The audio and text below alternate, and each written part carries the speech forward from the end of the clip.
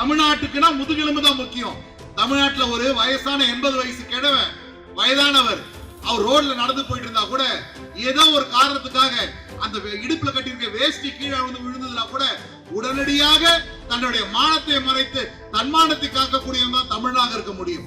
அப்ப 80 வயசு கிழவனுக்கு கூட அந்த தன்மான உணர்ச்சி இருக்கும் போது இளைஞர் பட்டாளமா இருக்கக்கூடியவர்கள் உங்களுக்கு அந்த தன்மானம் அதிகமாக இருக்க வேண்டாமா?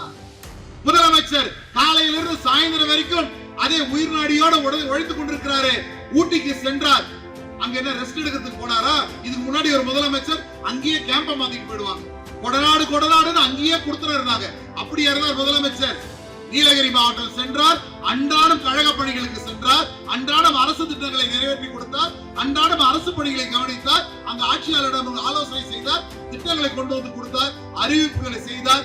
கீழே இறங்கி வேலையை பார்க்க ஆரம்பிச்சிட்டார். 3 நாள் அங்க இருந்தார். எத்தனை திட்டங்கள் முரசொலியை பார்த்தா தெரியும், கலைஞர் டிவியை பார்த்தா தெரியும். அந்த மாதிரி முதலமைச்சர் இப்படி ராவும் பகலும் உழைப்பது எதற்காக? இதே இளைஞர் பட்டாளம் நாளைக்கு நாடே ஆள வேண்டும். நாளைக்கு வருங்கால திராவிட அரசர்கள் நீங்கள். ஆகையால பட்டை தீட்டப்பட்ட வைரங்களாக நீங்கள் அடுத்த அரசனைக்கு தயாராக இருக்க வேண்டும். தமிழகம் உங்களை நம்பிதான் இருக்கிறது. எப்படி கலைஞர் அவர்கள் தலைவர் தளபதியிடம் இளைஞரையை ஒப்படைத்து நீ ஆட்சி செய்ய தகுந்தவன் என்று நிரூபித்து காட்டுன்னு சொன்ன உடனே அந்த எதிர்கட்சி நேரத்தில் எல்லாம் இளைஞரை வளர்த்து இன்னைக்கு ஆட்சி கட்டில் உட்காருவதற்கு அஸ்திவாரமாக அமைந்த இந்த இளைஞரணி அல்லவா? அதே இளைஞரணி இப்பொழுது உங்களுக்கு முக்கியமான வேலைகள் இருக்கு.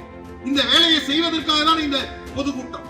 மத்திய சர்க்காராக இருக்கட்டும், மாநில சர்க்கார் எதிர்கட்சியா இருக்கக்கூடிய அதிமுக இருக்கட்டும், அல்லது திமுகவை ஏளனம் பேசக்கூடிய எத்தனை கட்சிகளா இருக்கட்டும், அத்தனை கட்சிகளோட கருத்துக்களையும் தவிடுபடியாக்கக்கூடிய அத்தனை பண்பும் உங்களிடம் உண்டு, அத்தனை சக்திகளும் உங்களுக்கு உண்டு. ஆகையால தைரியமாக எழுந்து நில்லுங்கள். வருங்காலம் நமது. எழுச்சி பட்டாளம் கிளம்பட்டும். சட்டமன்றத்தை நோக்கி செல்லட்டும். மீண்டும் தளபதி அவர்களை அடுத்த முறை அரியணையில் உட்கார்ந்ததற்காக பாடுபடுவோம். அதற்கு காரணமாக இளைஞர் பட்டாளம் அமையட்டும் என்று கேட்டுக்கொண்டு நல்வாழ்த்துக்களுக்கு நன்றி கூறி விடைபெறும். நன்றி, வணக்கம்.